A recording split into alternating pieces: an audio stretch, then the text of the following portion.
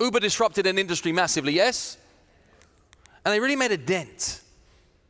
Here's what they didn't invent. They didn't invent traveling by motorcar. They didn't even invent traveling in the back of the motorcar. They didn't even invent traveling in the back of the motorcar with somebody else drive you who's being paid to do so. All of that stuff existed. What did they look at? They looked at a process that sucked. Does anybody remember ordering a minicab? Let's see if the process, if my experience is anything like yours. So you need to get to the airport tomorrow morning. You need to be there for 9 a.m. So what you do is you call today to book the minicab. It's going to take you about an hour to get there, so you ask it to be with you at 8 a.m.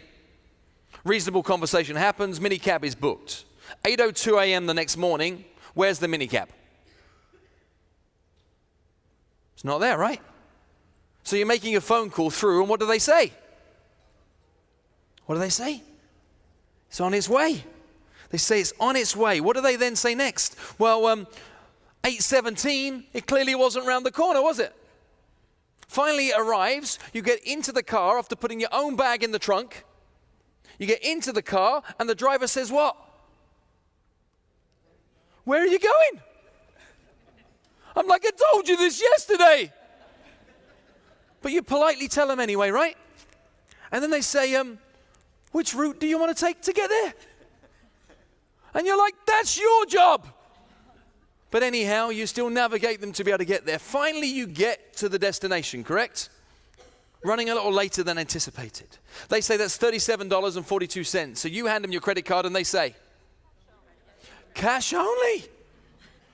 So you rummage around in your bag, finding the only cash you could find. You hand them a $50 bill and they say, no change.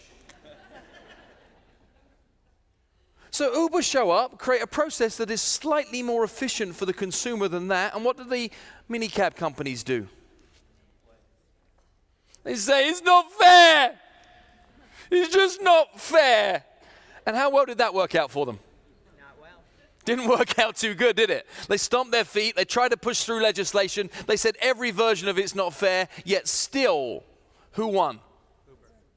The consumer won, not Uber. The consumer decides what level of service they're looking for, not the company. The consumer decides. And Uber won because they put the consumer first.